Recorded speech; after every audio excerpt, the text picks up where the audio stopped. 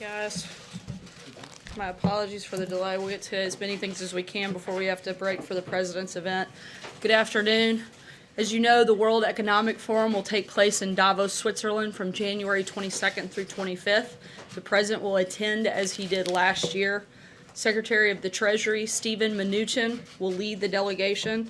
That will also include Secretary of State Mike Pompeo, Secretary of Commerce Wilbur Ross, Secretary of Labor Alex Acosta, Secretary of Transportation Elaine Chao, Secretary of Homeland Security Kirstjen Nielsen, U.S. Trade Representative Robert Lighthizer, Small Business Administrator Linda McMahon, Advisor to the President Ivanka Trump, Senior Advisor to the President Jared Kushner, and Deputy Chief of Staff for Policy Coordination Chris Liddell. On another note, the President is once again fulfilling a promise he made to the American people, and this morning the Acting Attorney General signed the final rule making clear that bump stocks are illegal because they fall within the definition of machine guns that are banned under federal firearms law. A 90-day period now begins which persons in possession of bump stock type devices must turn those devices to an ATF field office or destroy them by March 21st. Instructions for proper destruction will be posted on ATF's website today. Lastly, Representative Martha McSally has been appointed to the U.S. Senate, and we congratulate her. She has been a strong partner in the House of Representatives, helping advance a number of the administration's priorities, including rebuilding our military and increased border security. The President applauds Governor Ducey for his swift and qualified selection, and he appreciates Senator John Kyle and thanks him for his service to the people of Arizona. And with that, I will take your questions. John? Sir, a reaction to the delay in the Flynn sentencing and the rather unusual inquiry from Judge Sullivan this morning asking prosecutors if Flynn possibly committed treason? The delay is something between General Flynn and the courts, and that's something for them to determine what that timeline looks like. In the meantime, we wish General Flynn well, and we'll continue to focus on doing what we do here every single day. What about the inquiry as to whether he committed treason? Does the President see any reason why Flynn should be asked if he committed treason? I'm not aware of anything that we would know of that would indicate that, certainly. Senator, I was in the courthouse last hour when the Judge Emmett Sullivan basically said that he was disgusted by Michael Flynn's crimes. He said that he had disdain for Flynn. Flynn said that he knew that it was illegal to lie to the FBI, and he was ready to accept responsibility. This was all before agreeing to a delay in the sentencing. Given that, are you in a position now, or would you like to revisit your comments earlier today that the FBI ambushed Flynn here? No. We still firmly believe, look, the things that may have taken place, again, that's for the judge to make that determination, whether he engaged in something inappropriate. What we do know that was inappropriate by own self-admittance of James Comey is that the FBI broke standard protocol in the way that they came in and ambushed General Flynn, and in the way that they questioned him, and in the way that they encouraged him not to have White House counsel's office present. And we know that because James Comey told us that, and he said that the very reason that they did it was because the only reason that they did it, it was the Trump administration, and they thought they could get away with it. Those are facts, and certainly there may be other issues there, but that we don't have any reason to want to walk that back. Senator? Very quickly about Michael Flynn. He has cooperated with the special counsel's office and met with him 19 times. Is there a particular reason why the president has not said that he is a rat, the way that he has said that Michael Cohen is a rat for cooperating with prosecutors? Look, we know Michael Cohen to be a liar on a number of fronts, and the president's opinion is extremely clear on that front. I don't see any reason to go beyond that comment at this point. Thanks, Sarah. Two questions for you on the government shutdown. First, can you clarify us the current White House position towards the continuing resolution that's floating up on the Hill? Is it a demand for $1.6 billion in border wall funding, or is it supporting a continuing resolution to take this matter up after the Christmas break? You know, at this point, the Senate's thrown out a lot of ideas. We're disappointed in the fact that they've yet to actually vote on something and pass something. So when they do that, we'll make a determination on whether or not we're going to sign that. In the meantime, we're looking at every avenue available to us possible. The president's asked every one of his cabinet secretaries to look for funding that can be used to protect our borders and for the give the president the ability to fulfill his constitutional obligation to protect the American people by having a secure border. So we're looking at the other options. In the meantime, we'll see what the Senate does, and we'll let you know when we have an announcement on that front. Second question. Sorry, Sarah, I'm gonna keep moving just because we're tight on time. Go ahead, So Jill. following up on that, there's other sources that could potentially pay for the wall. Which agencies are you looking at? You've mentioned DOD. As I said, we're looking at, the president's asked every agency to look and see if they have money that can be used for that purpose, and that's exactly what we're doing. And if they can find that money, does that mean the president would accept a budget proposal that does not include any money to fund new border wall construction? Once again, we want to see what the Senate can pass. They've thrown out a lot of ideas. They've yet to take a vote. Once they do that, we're disappointed in the process and their inability to put something forward. Once they make a decision and they put something on the table, we'll make a determination on whether or not we'll move forward on either a short-term or long-term friendly bill. This idea that the Sorry, House put Joe, I'm forward gonna keep today- moving. Josh, go ahead. Michael Flynn today tweeted that he did lie to the FBI and to them repeatedly, and that he was working for foreign government during the campaign. Does that concern the president? I mean, he seems to be concerned that Michael Cohen is a liar. Does he concern that one of his top aides lied to the FBI and was working for a foreign government? Not when it comes to things that have anything to do with the president. The activities that he has said to, and again, we'll let the court make that determination, to have engaged in don't have anything to do with the president. Let's remember what the whole thing that this started is supposed to be about, and it's whether or not Russia influenced the election and whether or not the president had anything to do with it. We know that Russia tried to create chaos within the election, but certainly not that they actually impacted it. The only reason that the president is the president is because he was a better candidate and beat Hillary Clinton. We also know that the president never colluded with Russia. So that's the whole reason that we have this, and we know those things to be false. Is the president concerned that Michael Flynn lied to a representative of his own government and was working for another government during the campaign? Is that concern him or not? Look, there's certainly concern, but that's something for the court to make that determination, and we'll let them do that. Positive comments about him when he's pleaded to this.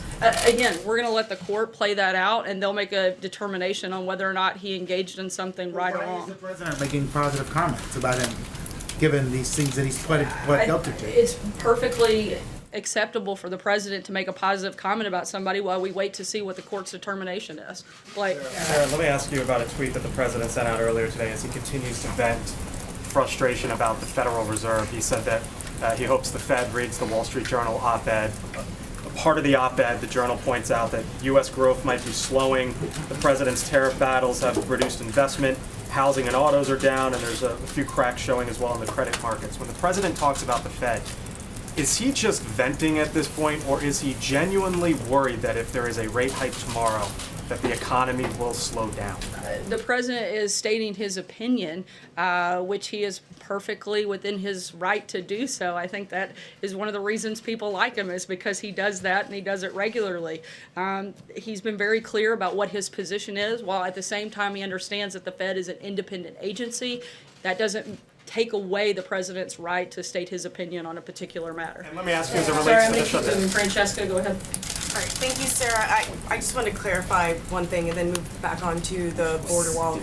But the clarification on Michael Flynn, you said it has nothing to do with the president, but one of the things that the judge brought up today was that it was so concerning to him because Michael Flynn lied inside the White House as the national security advisor to the president. So is the White House disputing at this point that Michael Flynn is a liar? Because that's also the reason that he was fired. He was fired for lying. We're disputing that any actions he engaged in had nothing to do with the president. That just because maybe he did do those things, but that doesn't have anything to do with the president directly. Okay, when it comes to the border wall, today on television, you mentioned that the president would be willing to accept $1.6 billion for the wall, the way that I understood it when you said it, and also that plays into a broader $25 billion bill over 10 years. Is that what the White House's current offer is to Capitol Hill, that it would accept? Again, we are continuing to have constant and regular conversations with the Hill. I'm not going to negotiate here. We've laid out clearly what our parameters are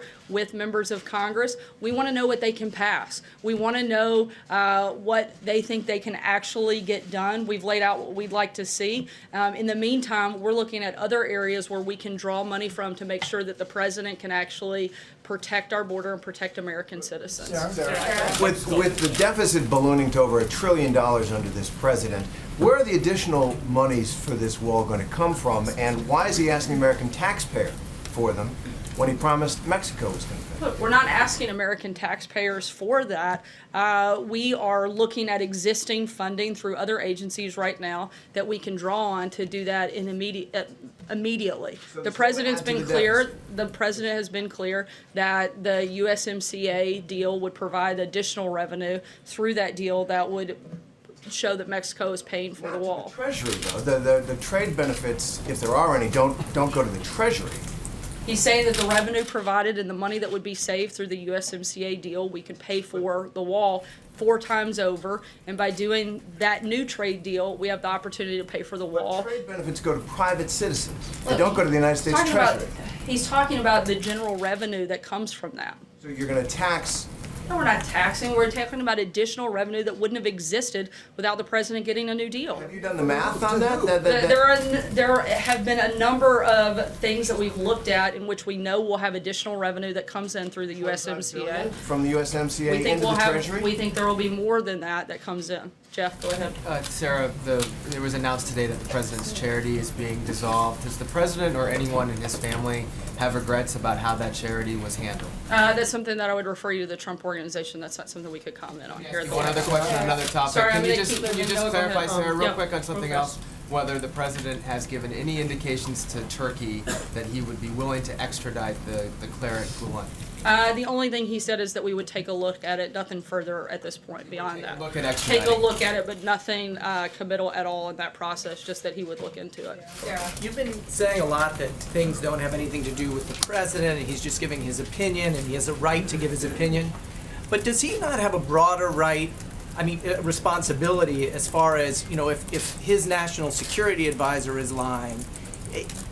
Should he not be speaking on behalf of the American people, not just himself, President Trump, man under investigation, but in all these aspects? You're talking about saying that he is just speaking for himself and he's not been linked to collusion is the claim, and therefore it doesn't matter what he says. And the same thing with That's the not what I said Fed, at all. that his comments on the Fed have no bearing. He's just giving his opinion. What about him I didn't speaking say they for have the no American bearing. people? I said he's the president of the United States, and he should not only does he have the ability to give his opinion, he should give his opinion. That's why the people elected him, is because they trusted him to make decisions on policy matters. They want to know what his positions are on specific policies. He absolutely should state his opinion on not just that, but on every topic that comes up that he wants to engage on. A lot of people who are somehow involved in investigations feel the FBI is unfairly targeting them, but the president normally has a different role We as know far for a as... fact that the FBI engaged in an outrageous amount of political bias. The fact that anybody could deny that there was political bias within the FBI, particularly under James Comey's leadership, is frankly just laughable. I guess I'm wondering, using terms like rat and things like that to talk about people who are cooperating witnesses with the FBI. Or does people he not who are have a- dishonest does and he- lying. Does I he mean, not have a broader seems like a pretty responsibility appropriate term. to preserve confidence in the rule of law for the American people? Certainly, and that's why he has appointed new people to help do exactly that, whether it's Director Wray, a new Attorney General, somebody that can come in and be very transparent throughout this process. We'll take one last question. Justin, the President's event's about to kick off. Sure, I just wanted to go back to the shutdown, and you keep saying that you've asked agencies to look for more money, and so on this issue of reprogramming specifically, is your red line in these negotiations that you need Congress to reprogram money explicitly? So DHS or the Defense Department or whoever it might be the Congress say you can spend this money that we didn't spend on something else on wall construction, or No. are you saying that you think that you have the legal authority, and what are you, I guess, basing that legal authority on, since Nancy Pelosi said today that in fact that sort of authority doesn't exist? I would never use Nancy Pelosi as my source for legal authority on probably anything, but I would use attorneys that work here at the White House and in agencies that that's their entire job, is determining whether or not something is legal, and we're looking to those individuals to find out those So specific pots of money that a can be bonus- used for that. A bonus amount of money that is sort of reprogrammed by Congress won't be necessary for the president's signature on this budget bill. We would like to see Congress pass an appropriations bill that fully funds our government and that allows the president to protect our border and provides substantial border security funding, both for the wall, for CBP, for ICE, all of DHS. But in the meantime, we're also looking at other avenues that would allow us to provide and do our constitutional authority and the president to be able to carry that out by protecting our border and protecting American citizens. I'd encourage you guys to tune in to the president's event. We'll talk to you soon. Thanks, guys.